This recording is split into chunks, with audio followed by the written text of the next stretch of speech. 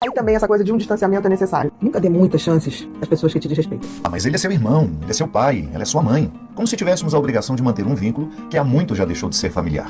Eu cresci ouvindo que amigos, só a família. Nesse vídeo, falaremos sobre a idealização que cada um de nós faz sobre a própria família, com opiniões da doutora Ana Beatriz Barbosa, e trazendo também o padre Fábio de Mello e o psicólogo Marcos Lacerda, vamos nos aprofundar nesse tema tão importante e impactante nas vidas de todos nós. Assista até o final e já deixe seu like. Meu nome é Gama e você está no canal Tesouro da Mente. Eu cresci ouvindo que amigos, só a família. Você também ouviu essa história? A sociedade tem um pouco a mania de pintar a família quase como a Sagrada Família, né? São José, a Virgem Maria e o Menino Jesus. Você, por certo, seria o Menino Jesus, né? Não, é não. Mas que se tem um pouco essa romantização da família, tem. Qual o problema disso? Em princípio, nenhum. Se isso não nos causasse uma série de conflitos internos. Porque a família, via de regra, é um lugar que, além das coisas boas, óbvio, traz coisas boas, mas também é um lugar que nos enche de culpa, que nos enche de cobrança, que nos enche de remorsos, aonde há, sim, muitos maus tratos, muita inveja, muita arrogância, muita malquerência. E aí também essa coisa de um distanciamento é necessário. Nunca dê muitas chances, segundas ou terceiras, principalmente, às pessoas que te desrespeitam. Porque certamente essas pessoas deixarão de te respeitar, cada vez mais, até o limite improvável de desrespeito. Ah, mas ele é seu irmão, ele é seu pai, ela é sua mãe. Quantas vezes você já ouviu isso?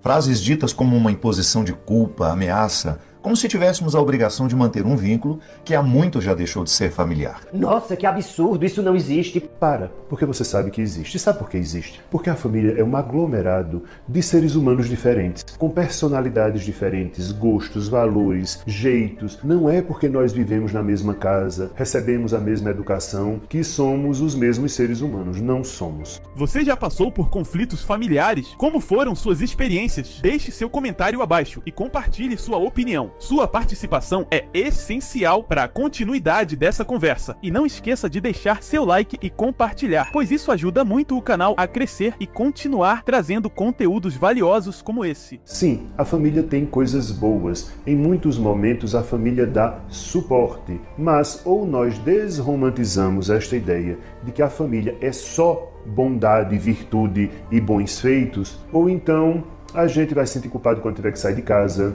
a gente vai se sentir culpado quando não puder dar o apoio ou dar o dinheiro que a família espera, a gente vai se sentir muito mal quando nossas escolhas não forem aquela que a família quer. Eu já vi casais que se separam de namorados e a sogra fala, olha, meu filho não quer nada com você, mas você é minha filha, eu tenho você como uma filha, você vai ficar ou então eu vou te ver sempre. Aí o filho começa a namorar outra mulher e aí fica aquela situação de saia justa. E por aí vai. Agora você pensa que sou eu que estou dizendo isso, que sou eu que estou inventando essa desromantização da família? Isso os psicólogos, os sociólogos, os filósofos já fazem. Eu só estou aqui de papagaio de pirata, repetindo o que as ciências sociais já nos contam sobre a família. Freud, por exemplo, já desromantizava a família quando mostrava que a família é palco de desarmonia, rivalidades, competições, e aonde isso tudo a gente encontra desde a briga entre irmãos por atenção, por um lugar maior junto dos pais, até a rivalidade da própria criança querendo o amor do pai, da mãe. Ou seja, Freud já nos alertava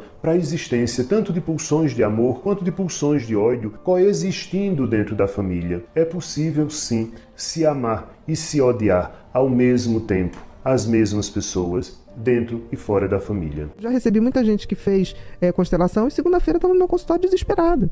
Eu não sou contra a técnica da constelação, deixo isso muito claro, eu não sou contra nada. Mas a gente tem que ver se aquela técnica naquele momento, aquela pessoa está preparada. Às vezes a gente não está preparada para as verdades. Claro. Né? Quantas vezes você sabe de uma verdade, mas você não quer tocar naquela verdade. Aí quando você tem lá seus 40 anos, você fala tipo assim, não, agora eu tenho que admitir essa verdade para mim. Né? Existe um processo. A mente tem um processo, ela vai abrindo as possibilidades. Isso vem com autoconhecimento, com estudo. Isso não vem com magia. Porque as pessoas sempre acham assim, eu vou fazer um troço e vou ficar maravilhosa. Não, a gente vai ficando maravilhoso porque a gente vai se tornando um ser humano melhor. Não existe outra saída. Já Nietzsche, por exemplo, nos alertava de que as pessoas são constantemente movidas pelo desejo de poder e pelas suas próprias vontades. E isso inclui também dentro da família. eu quero ter um espaço, eu quero poder, eu quero decidir. Olha para um adolescente. O adolescente é aquele que diz: quem manda na minha vida sou eu, embora quem pague minhas contas não seja. Então, isso é apenas um reflexo do que é também a família, muito longe dessa ideia romantizada que a sociedade nos empurra goela abaixo. Então, para Nietzsche, as famílias tanto podem ser arena de inveja, ódio e busca por validação, quanto uma arena de solidariedade e colaboração. Ou seja, a família nessa perspectiva passa a ter a ideia de respeito e de amor como algo a ser construído e não como algo a ser pressuposto. O simples fato de sermos da mesma família, nós nos amamos, nos adoramos e fazemos o melhor um pelo outro. Se fosse assim, eu estava desempregado, tá? Dia mesmo, uma amiga minha, que vivia muito presa por causa da mãe. Ela cuidou honestamente da mãe. E aí, quando a mãe morreu, ela passou a viver o pior luto da vida, que ela não sabia mais viver sem a mãe. Aí depois, claro, respeitei, esperei, e na hora certa eu falei: olha só, a sua mãe exigiu muito de você nos últimos anos, e você heroicamente cuidou dela, pois agora, encare a morte da sua mãe como um presente que ela está lhe dando, como uma forma de lhe agradecer por tudo que você fez por ela, lhe dizendo: minha filha, agora está na hora de você viver. Vai viver. Vai viajar, vai passear, vai encontrar seus amigos, vai fazer novos amigos, vai estabelecer um relacionamento que antes você não podia, pelo cuidado excessivo que você precisava ter comigo. Já Bourdieu, na sociologia, mostrava que a família reproduz a dinâmica social, de uma forma micro, mas reproduz. E o que é que a gente tem na sociedade? Na sociedade a gente tem, além de amor, repressão, controle e uma série de outras coisas. Nesse sentido, para Bourdieu, a família pode ser um local de apoio, mas pode ser um local de repressão. Pode ser um lugar de liberdade, mas também pode ser um lugar onde a individualidade dos membros são negadas ou são negociadas. Você só poderá ser você se você fizer do jeito que eu quero, se você pagar o preço para ser. Mas não é assim dentro da família, não é assim na sociedade, e a família só repete essa dinâmica social, só que no mundo micro. Sim, dependendo da forma como construímos nossos vínculos familiares, eles podem ser nocivos e desfavoráveis ao florescimento do nosso cristianismo. Eu acho isso muito ruim. E diante de pessoas assim, você só tem duas opções, né? Quem fala muito isso é uma amiga nossa que a gente tem, uma psicóloga muito bacana, a Patrícia Pérez. Né? Ela brinca, tipo assim, que pessoas desagradáveis, você só tem duas maneiras de lidar. Ou você ouve e faz a egípcia, calada, para assim, não dar ibope, não passa aquela informação, se você não puder, né, sair, né, você não alimenta. E se você puder, você sai.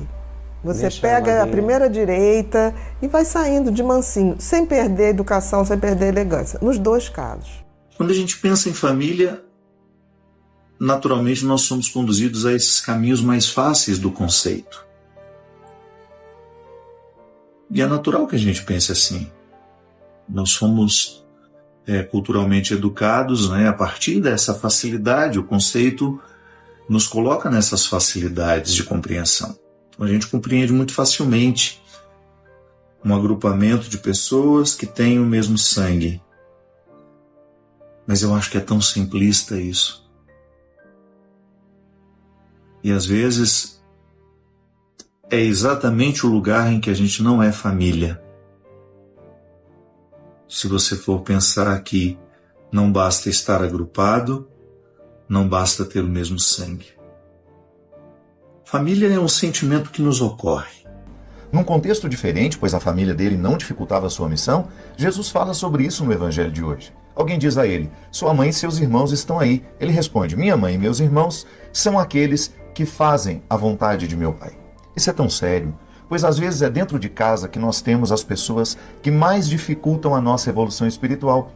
Pois ter o mesmo sangue não é garantia de que queiramos o bem um do outro. Não é porque eu sou sangue do seu sangue, isso não garante nada. Isso não garante afeto, isso não garante amor, isso não garante constância, absolutamente. Por mais que as pessoas recorram a esse discurso, tá? Eu sei que as pessoas recorrem. Sangue do meu sangue, eu morreria pelo sangue do meu sangue. Vai depender muito. Isso para mim é família. São esses agrupamentos que você vai fazendo em que o respeito, o amor, a solidariedade prevalecem. Eu não posso pensar, por exemplo, no conceito de família sem, naturalmente, pensar no conceito de respeito.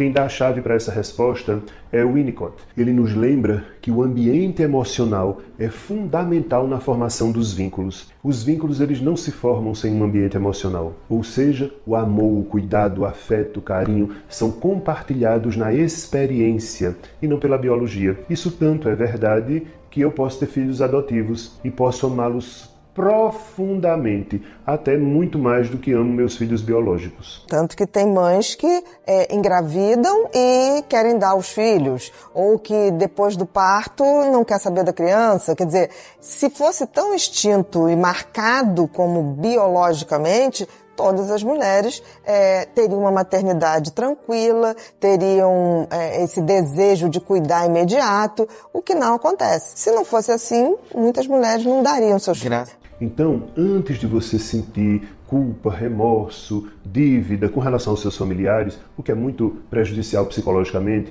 lembre-se do seguinte: o convívio humano, incluindo-se aí a família, requer um esforço de respeito mútuo e de compreensão e suporte das diferenças. E isso não é dado pelo sangue, é dado pelo exercício. Aí o que acontece? Aquela família, porque família tem que ser o de sangue, mas tem que ter aquele que você se identifica. Aí junta todo mundo, né? Aí junta a tia, não sei quem, e aquela tia que e fala as namoradinhas assim, aí? E as namoradinhas, você não casou ainda? E não sei o que. Sente falta. Sente falta até da tia. É. Da tia que fala as porcarias Exato. todas. Porque dá risada depois. Claro. Isso é um personagem familiar. Agora, a hierarquia familiar ancorada nessa romantização social da família faz com que a gente se sinta muito culpado, muito cheio de culpa. É muito difícil ter raiva de pai e mãe, é muito difícil admitir que meu filho não presta, é muito doloroso internamente assumir que minha mãe me desprezava ou que meu pai não estava nem aí pra mim, enfim.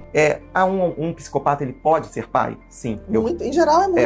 Por quê? Porque ele precisa de status, ele precisa de poder. E às vezes o família e aquele símbolo ali é Você está importante dizendo pra o ele. psicopata mais no sentido social. Isso. Aquele que quer manter um status mais social. Mas o psicopata, ele faz filho com tranquilidade, porque ele não tem nenhum vínculo, nenhuma responsabilidade, não pensa Ele no futuro. Frio mesmo. Então, ele faz Esse filho pega os com dois lados. Sim. Ele é frio.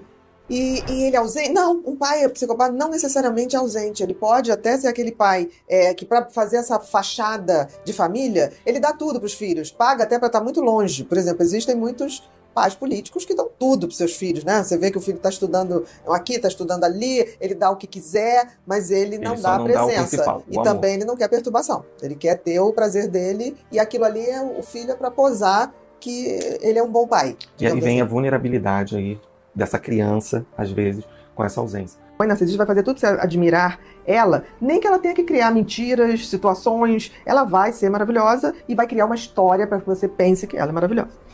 A histriônica, não é admiração que ela busca, é a atenção. E ela pode buscar coisas ruins para ter atenção, não interessa. Então, assim, uma mãe histriônica, ela vai fingir que tá doente, ela vai simular passar mal, ela vai atrair a sua atenção despertando pena, autopiedade. Então, ela vai estar nisso. Mas, ao mesmo tempo, ela também é tóxica no sentido que ela se sente muito bem. Né? Então, ela tá o tempo todo numa dramaticidade, num palco. Os afetos, os sentimentos são muito superficiais. Então, uma mãe histriônica, por exemplo, tá falando com o filho, tá rindo, brincando, de repente, ela saca que para chamar a atenção, ela tem que chorar. Então ela fala, não, agora isso que você falou me abalou profundamente. E ela chora. Então ela tem um afeto, daqui a pouco chega alguém e fala, ai, fulana, chegando.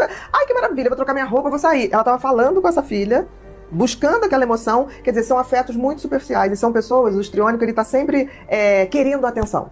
Então ele vai fazer de tudo. Chama tudo pra ele. Seja com fatos ruins, seja com fatos bons. Diferente do narcisista, que sempre vai ser uma coisa muito boa e você tem que agradecer. Né? Tipo assim, olha só, a sua mãe, não é que ela não te ame, ela não sabe amar do jeito que você esperava e queria que ela te amasse. Expectativa. Quando a gente tem esse tipo de sentimento, a primeira tendência da gente é dizer a culpa era minha, eu não fui um bom filho, eu não fiz o que devia, eu isso, eu aquilo. Talvez, em alguma medida, talvez você tenha falhado. Mas lembre-se, eu vou repetir, a família não é a Sagrada Família de São José, a Virgem Maria e o Menino Jesus. É uma família feita por seres humanos cheios de falhas, de limitações, de invejas, de rancores e também de muitas coisas boas, tá? Não é porque as coisas boas são tão faladas que eu estou me detendo só nas que não prestam aqui. Então, é preciso que você entenda o seguinte, que romantizar a família, além de te fazer mal psicologicamente, lhe faz ter uma idealização que é inalcançável. Essa família que se busca não existe. Certa vez um paciente me dizia, meu pai não foi uma boa pessoa, meu pai não me levava para pescar, meu pai não me levava para jogar futebol, meu pai isso, meu pai aquilo. Quando ele terminou de falar, eu disse, me diga, qual é o pai que fez isso mesmo, porque eu não conheço, né? Esse é o pai da propaganda da televisão. Na vida real as pessoas não têm tempo, as pessoas dão o melhor que podem e fazem como conseguem. Eu acho assim, que eu consigo separar, assim, pais omissos é uma coisa. Em geral não é por maldade. Tá? Eu acho. Os pais omissos, porque tem gente que acha que ter filho é para no aniversário postar todo mundo bonitinho, seja de qual classe social for. O pai ausente, eu acho que ele não tem o senso, tipo assim, ter filho é uma responsabilidade pro resto da vida. Então acho que tem pessoas que não sacam isso. O valor. Eu acho que o valor da maternidade e da paternidade tinha que ser um valor sagrado, tinha que ser algo muito bem estudado e muito bem exaltado na nossa sociedade. Eu acho que se faz aquilo que você falou, né? Tipo assim, vai casar, quando é que vai ter filho? Como é que vai ser? Como se não fosse um planejamento. Tem que ter um grande planejamento. É um grande investimento afetivo, emocional, financeiro. Tudo é para ter um filho. Não é assim, né? Ter por ter. Então eu acho que tem os omissos por desconhecimento, por ir vivendo a vida falta sem aquela pensar. orientação ali, falta o valor, falta... Não é a falta de amor, você quer ter cuidado. filho? Porque eu vejo muita gente que você fala assim, você quer ter filho? Não sabe responder. E acaba tendo. Aí você fala, foi planejado? Não, a gente engravidou e eu deixei. Quer dizer, não é o desejo, não é o comprometimento. Então eu acho que tem muitos pais omissos. Os pais que são indiferentes, eu acho que sofrem mais, os filhos sofrem mais, porque eles se sentem indesejados. Os omissos ainda tem aquela que tipo assim, pô pai, passa um final de semana comigo, quer dizer, ainda pode dar um toque. E aí cria aquela fantasia de um lugar mais. Exatamente. Agora, eu acho que, de qualquer maneira, quando junta omisso e indiferente, aí é muito ruim, porque você junta duas coisas que a criança, ela vê o mundo muito pelos pais. Então é como se o que elas idolatram, que são os pais, não ligassem para elas. Então, assim, em princípio, o mundo não vai ligar para ela. Isso influi muito na formação da autoestima de uma criança. O negócio é, se a família tiver boa intenção verdadeira e amor genuíno, isso já está valendo. De resto, vai ter muito erro e muita falha. E por que é que isso tudo que eu estou dizendo é importante psicologicamente? Porque reconhecer a família tal como ela é, de uma forma mais realista, pode tornar a família um espaço de crescimento, aprendizagem e desenvolvimento mútuo. Se eu ponho na cabeça que papai e mamãe sempre estão certos, que os únicos amigos que realmente valem é a família, que não existem sentimentos negativos na família e que familiares não são capazes de se odiar ou de fazerem coisas horrorosas uns com os outros, o que será de mim nesse mundo, né? É somente pela honestidade que a gente vai conseguir verdadeiramente amar, entender e aceitar aqueles que dizem nos amar e que nos cercam. Pense nisso. Eu acho que isso é uma coisa que a gente vai, num processo terapêutico, explicando, tirando essa coisa de alimentar uma raiva pelo pai, uma raiva pela mãe, ou uma busca excessiva desse pai, dessa mãe e outras figuras. Começar a entender que todo ser humano guarda em si um pai e uma mãe. Porque nós fomos programados para nos reproduzir. Então, se fomos programados para isso, existe em essência esse afeto que a gente pode nutrir pelo outro, começar a nutrir esse afeto pela gente. Ser um pouquinho mãe e pai da gente de forma carinhosa. E não ficar esperando isso dos outros, que num pai, numa mãe ausente, insensível, não virá. Para que a vida não fique perdida. Um vídeo, que explora bem a complexidade das relações familiares. Basicamente, a gente está falando daquele conflito entre o senso de obrigação que muitos sentem com a família e a necessidade, às vezes, visceral mesmo de autopreservação quando as dinâmicas são tóxicas. Exatamente. E a questão central que vai guiar a nossa análise aqui é crucial e, como a gente viu nas fontes, bem dolorosa para muita gente. Até que ponto os laços de sangue impõem um dever de manter vínculos, mesmo quando eles são prejudiciais, e como isso bate de frente com o direito fundamental do indivíduo de colocar limites e priorizar o próprio bem-estar, a saúde mental, a saúde emocional. Bom, nessa nossa análise eu vou apresentar a perspectiva de que os laços familiares, por mais intrincados, desafiadores e, sim, às vezes dolorosos, eles tenham um peso, um significado singular. Eu vou argumentar que essa singularidade talvez justifique um esforço considerável para manter a relação ou, no mínimo, uma abordagem muito cuidadosa antes de se optar por um rompimento assim definitivo. E do meu lado, eu vou defender o argumento contrário, quer dizer, a primazia do bem-estar individual. Eu vou sustentar que não é só legítimo, mas muitas vezes é necessário se distanciar de relações familiares tóxicas. Eu vejo isso como uma medida essencial de autopreservação, sabe? Um passo que, como foi relatado no material que a gente está discutindo, pode ser profundamente libertador e curativo para muitas pessoas. Bom, eu começo por reconhecer que a família, como uma das reflexões do material aponta, citando Bourdieu, ela funciona meio como um microcosmo da sociedade, né? Refletindo tanto as coisas boas quanto as disfunções. Mesmo assim, ela continua sendo, historicamente, para muita gente, um pilar fundamental, social e pessoalmente. A gente não pode ignorar a dor, o conflito que existe ali. Freud, também citado, já falava, né, da coexistência de pulsões de amor e ódio, aquelas forças internas, muitas vezes inconscientes, que atraem e repelem ao mesmo tempo, e isso é especialmente intenso na família. Mas a questão é, o distanciamento radical é sempre a única ou a melhor solução? Talvez a obrigação, essa palavra, possa ser reinterpretada não como um fardo que não dá para escapar, mas como uma responsabilidade complexa de lidar com essa ambivalência toda. Isso poderia envolver buscar jeitos de interagir menos prejudiciais, redefinir papéis ou focar naquilo que ainda resta de positivo, se é que existe. Como disse um participante nas discussões que a gente analisou, a família pode ser um lugar de imenso aprendizado, mesmo que esse aprendizado venha com dificuldade. Então, descartar o valor potencial desses laços primários muito rápido pode ser uma perda grande. Olha, eu abordo essa questão por um ângulo diferente. Essa romantização da família, que foi uma crítica central no vídeo que a gente analisou, para mim ela é profundamente prejudicial. Porque ela cria expectativas que não são reais, sabe? Gera uma culpa que paralisa e, o que é pior, impede as pessoas de tomarem as atitudes necessárias para proteger a própria saúde mental, a saúde emocional. O próprio material fonte é bem direto quando aconselha: nunca dê muitas chances às pessoas que te desrespeitam. E faz questão de dizer que isso vale independente do parentesco, desconstruindo aquele argumento clássico: ah, mas é seu irmão, mas é sua mãe. Os relatos que foram compartilhados são testemunhos, assim, muito vívidos do dano real. A gente leu sobre pessoas que descrevem uma sensação de libertação quando finalmente conseguem nomear a toxicidade que viviam, outras que lamentam não ter tido acesso a essa visão décadas antes para evitar anos de sofrimento, gente que relata precisar de um estoicismo mesmo, aquela filosofia de controle emocional, para simplesmente conseguir conviver com um familiar próximo, ou aqueles que se veem presos em relações ruins por dependência financeira ou emocional. O material ainda lembra de Winnicott para nos dizer que os vínculos psicológicos saudáveis se formam principalmente pelo ambiente emocional, pelo cuidado, pelo afeto genuíno, pela sintonia e não só pela biologia. E até a redefinição de família atribuída a Jesus no vídeo, baseada em valores compartilhados,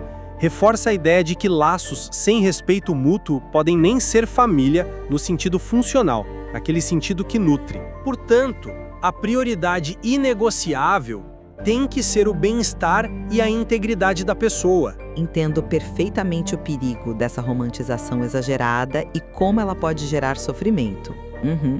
No entanto, aquela frase, mas é sua família, embora eu reconheça que ela possa ser usada para manipular, para induzir culpa, como o material e os relatos mostram, talvez ela também carregue uma verdade fundamental sobre a singularidade desses vínculos. Não se trata de relações quaisquer, né, que a gente escolhe livremente como amigos. São laços primários, fundacionais. A própria dificuldade imensa que tantas pessoas, como a gente viu nos comentários, têm para admitir problemas graves. Uma mãe que despreza o filho, um pai ausente emocionalmente, um irmão com comportamentos abusivos. Essa dificuldade toda ela pode sinalizar algo mais profundo do que só pressão social ou condicionamento. Talvez revele um reconhecimento tácito, quase inconsciente, de que essa relação ocupa um lugar diferente, mas mais enraizado na nossa formação psíquica e por isso talvez mereça uma consideração distinta. mesmo que essa consideração envolva o processo doloroso de enfrentar a toxicidade de frente, em vez de simplesmente cortar. Aí eu discordo dessa interpretação sobre a dificuldade em admitir o problema.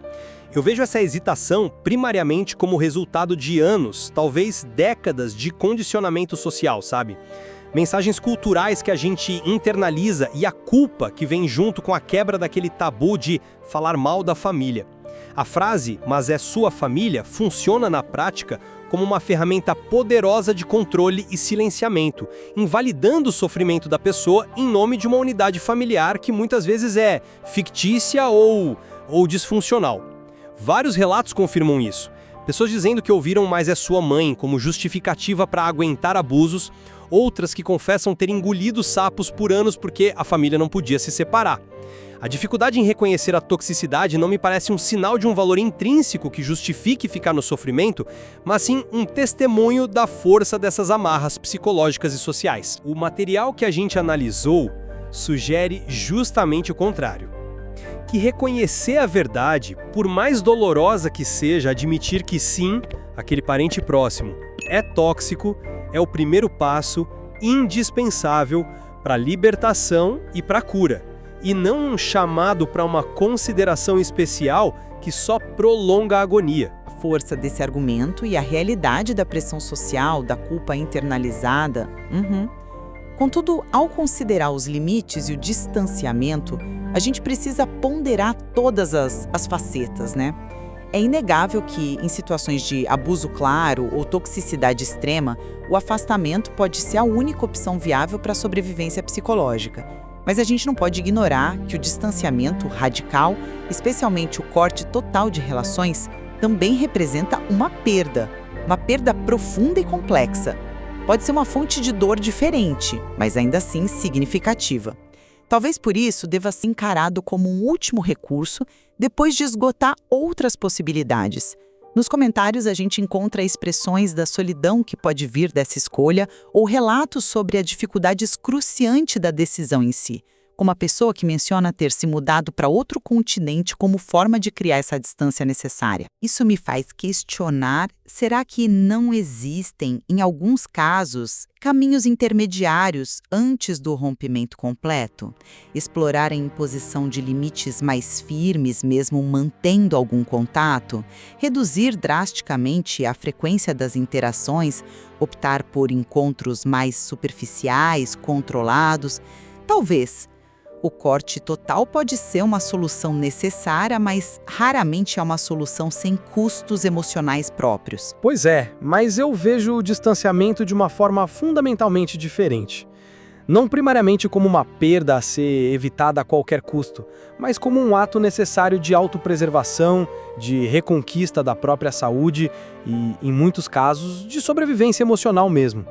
Os testemunhos de alívio, de paz, de redescoberta de si mesmo depois do afastamento são numerosos e muito fortes no material que a gente analisou. A gente lê frases como "foi uma libertação", "hoje finalmente tenho paz". A psicóloga Patrícia Pérez, mencionada no vídeo, oferece alternativas práticas que reconhecem essa necessidade.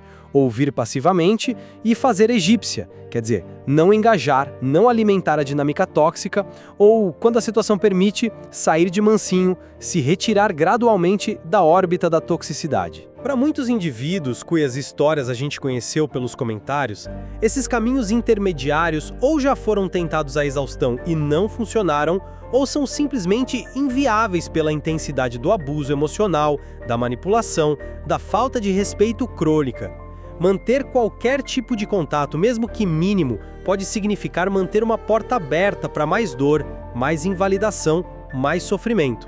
Às vezes, o único jeito eficaz de deixar uma ferida cicatrizar é parar de permitir que ela seja reaberta o tempo todo. O afastamento, nesse contexto, não é perda, é um ganho de si mesmo. Essa discussão nos leva, inevitavelmente, a questionar a própria natureza do que a gente chama de família.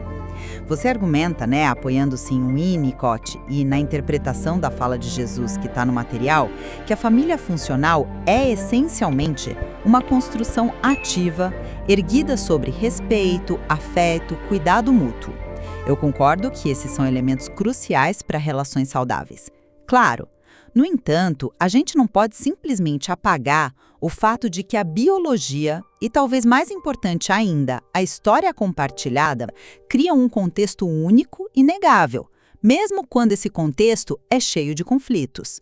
Freud, de novo, via a família como palco primário do nosso desenvolvimento psíquico, o lugar onde a gente aprende sobre amor, rivalidade, identidade, pertencimento com todas as ambivalências e complexidades que isso traz. Essa dinâmica inicial, por mais difícil e até traumática que possa ser em alguns casos, ela é profundamente formativa, molda nosso jeito de ver o mundo e de nos relacionarmos.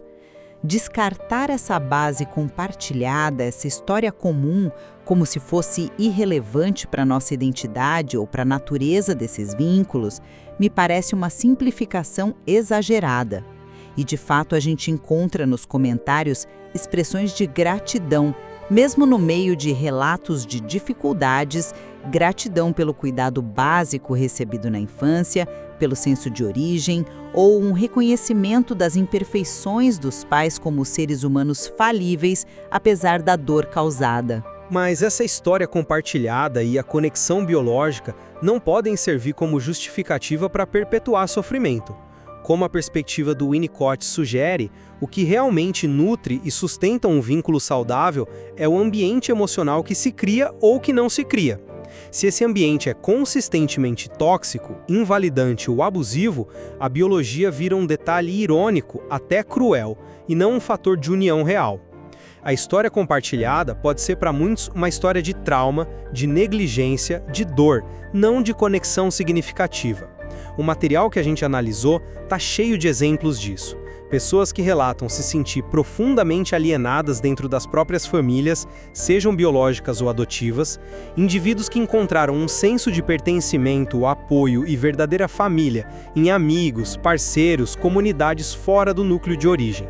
A ideia de que a família funcional é ativamente construída sobre respeito e afeto e não garantida automaticamente pelo sangue, valida a experiência e a necessidade daqueles que precisam se afastar para encontrar ou construir sua própria família, um espaço onde se sintam seguros, vistos, valorizados. Insistir no peso da história compartilhada sem reconhecer que essa história pode ser predominantemente negativa é ignorar a realidade de muita gente. Entendo a importância de validar essas experiências dolorosas. No entanto, existe também um risco, que um dos comentários no material até aponta, de a gente cair num individualismo exacerbado, numa visão onde apenas o individual é absoluto, potencialmente destruindo a família como instituição ou conceito. É crucial lembrar que as relações são, por natureza, sistemas dinâmicos e raramente a responsabilidade por uma disfunção cai inteiramente sobre uma pessoa só. Existe uma dimensão de responsabilidade mútua.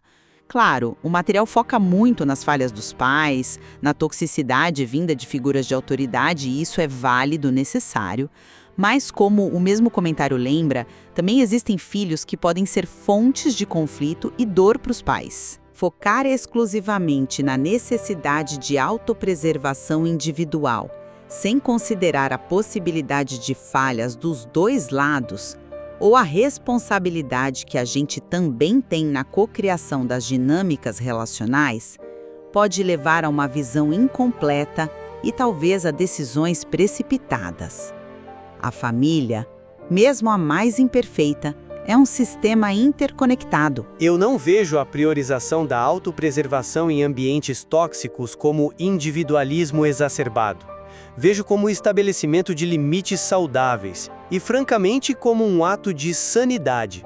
A responsabilidade primária de um indivíduo adulto é para consigo mesmo, especialmente quando o ambiente familiar se prova consistentemente destrutivo. O material é muito claro ao mostrar a futilidade e o sofrimento que vem de esperar amor, respeito, validação ou reconhecimento de pessoas que demonstram repetidamente incapacidade ou falta de vontade de oferecer essas coisas.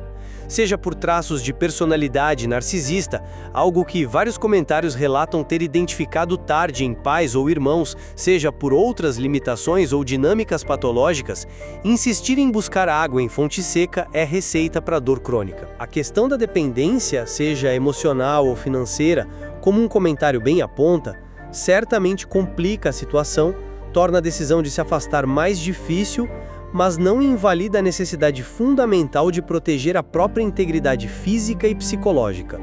A ideia central que permeia o material é que amor e respeito não são direitos adquiridos pelo sangue.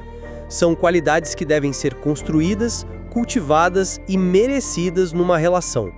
Pressupor que existem ou exigi-los onde claramente não florescem é negar a realidade dolorosa que tantas pessoas vivenciam e que as impedem de buscar relações mais saudáveis, seja dentro ou fora da família de origem. Em suma, eu reafirmo minha posição de que, embora a dor, a toxicidade e as dinâmicas disfuncionais sejam realidades inegáveis e devastadoras em muitas famílias, como o material que a gente analisou demonstra de forma tão forte através das experiências compartilhadas, a complexidade inerente e a singularidade desses laços primários justificam uma análise profunda, cuidadosa, nuançada, antes de se tomar decisões drásticas como o rompimento total.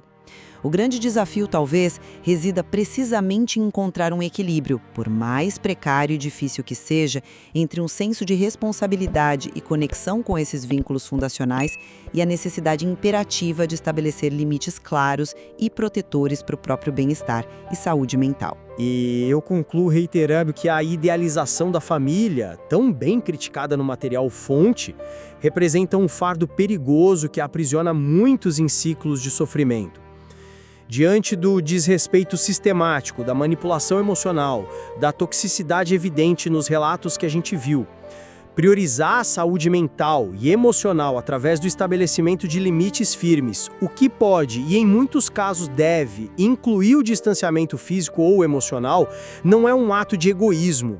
É um direito legítimo e, frequentemente, uma necessidade vital para a sobrevivência psicológica, para a cura e para a possibilidade de florescimento individual. Fica evidente, né, depois dessa análise, que não existem respostas simples ou universais para a questão que a gente se propôs a debater.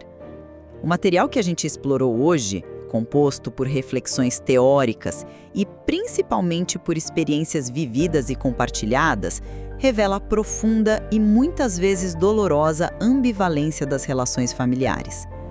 Elas podem ser nossa maior fonte de apoio e pertencimento ou o epicentro do nosso sofrimento mais intenso. Exatamente, a decisão sobre como navegar essas águas que são frequentemente turbulentas continua sendo profundamente pessoal, influenciada por inúmeros fatores individuais, de contexto. A gente espera que a exploração dessas diferentes perspectivas, ancoradas nas ricas e complexas experiências contidas no material fonte, sirva para iluminar as múltiplas facetas dessa questão, incentivando uma reflexão mais aprofundada e compassiva. Há, sem dúvida, muito mais a ponderar sobre o que esses relatos e análises nos ensinam sobre os laços humanos.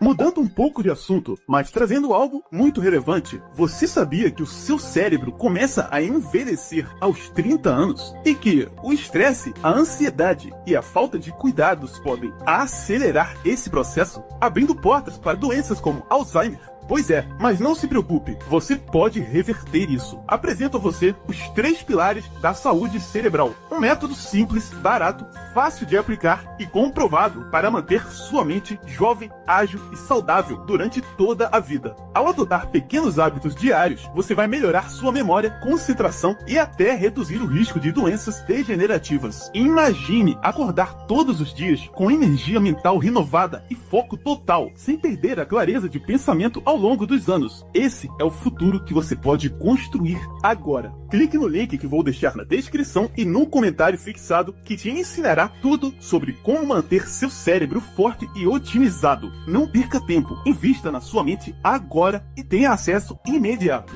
Ah, e ainda tem 2 bônus exclusivos para você. Um guia sobre burnout e outro para combater a névoa cerebral. Problemas que muitos enfrentam sem saber como resolver. Clique agora e comece sua transformação mental. Sua mente merece o melhor. Não deixe de acessar e maratonar a playlist ao lado com os melhores vídeos do canal Tesouro da Mente.